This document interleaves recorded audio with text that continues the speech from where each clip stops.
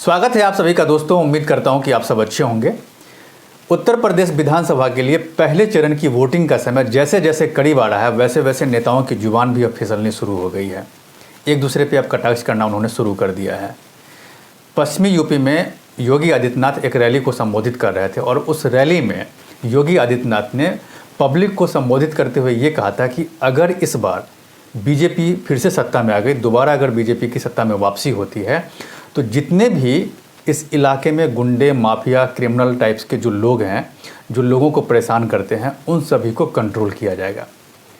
ये बात उन्होंने पब्लिक रैली में कही थी और कमोबेश ये भी देखा गया है कि अभी उत्तर प्रदेश में 5 साल से बीजेपी की सरकार है और योगी आदित्यनाथ राज्य में मुख्यमंत्री है और इस सरकार में कमोबेश पिछली सरकार के मुकाबले क्राइम बहुत कंट्रोल में है। तो क्राइम कंट्रोल में इसी चीज़ को योगी आदित्यनाथ ने कहा था कि अगर दोबारा उनकी सरकार सत्ता में चुन करके आती है, अगर यहाँ के लोग चुन करके भेजते हैं योगी आदित्यनाथ को, तो एक बार फिर से क्राइम पर जो है ना कंट्रोल किया जाएगा। जो भी दबंग किस्म के जो लोग हैं, जो दबंगई करते हैं, जो लोगों के साथ बदतमीजियाँ करते हैं, उन सब पे कंट्रोल किया जाएगा। ये बात उन्होंने एक पॉजिटिव लहजे में कही थी।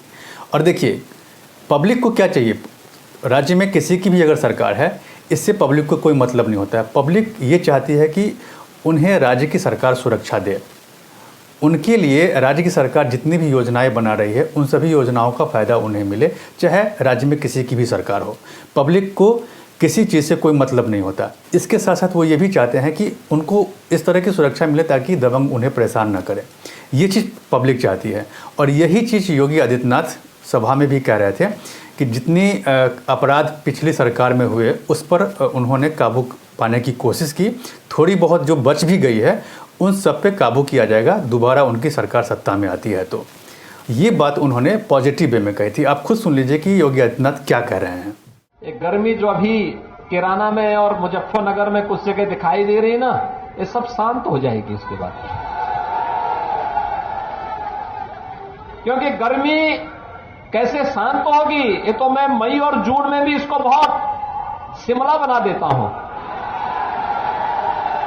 सुना आपने कि योगी आदित्यनाथ ने पॉजिटिव लहजे में कहा था और उनका इशारा जो राज्य में जो अपराधी किस्म के लोग हैं, दबंग किस्म के जो लोग हैं, जो गरीब लोगों को परेशान करते हैं, उनकी तरफ था।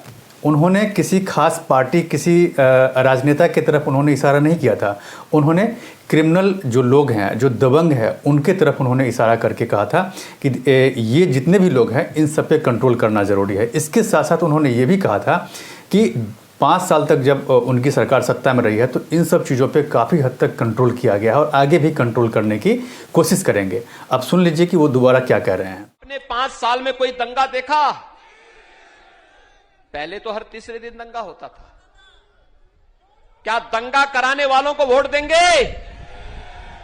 बेटियों की सुरक्षा के लिए खतरा बने हुए लोगों को वोट देंगे?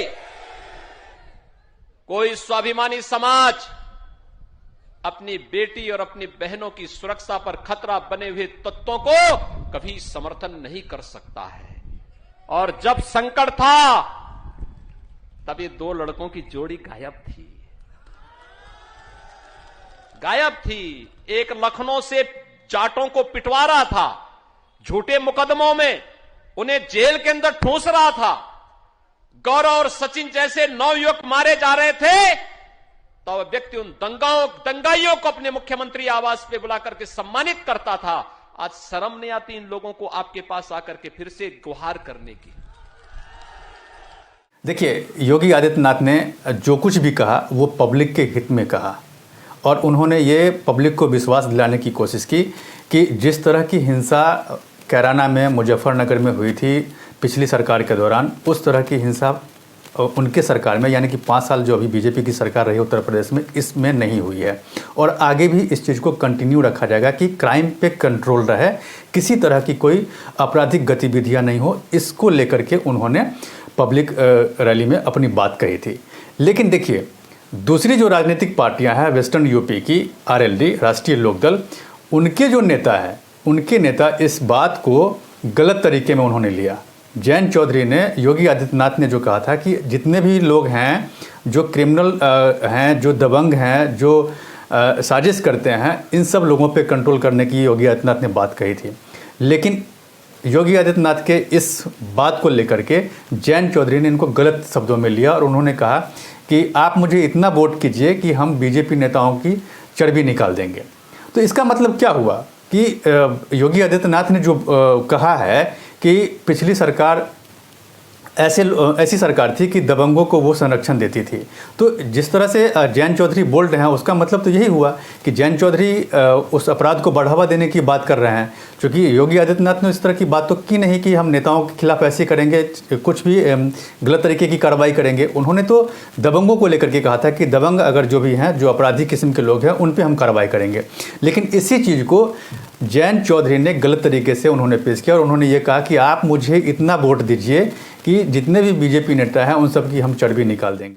और योगी बाबा जो कह रहे हैं कि इनकी गर्मी निकाल दूंगा और मई जून में शिमला जैसी ठंड हो जाएगी, मुझे लग रहा है कि पिछले हफ्ते जो एक शीत लहर आई थी, इनका माथा बहुत बड़ा है, इन्हीं को ठंड लग गई।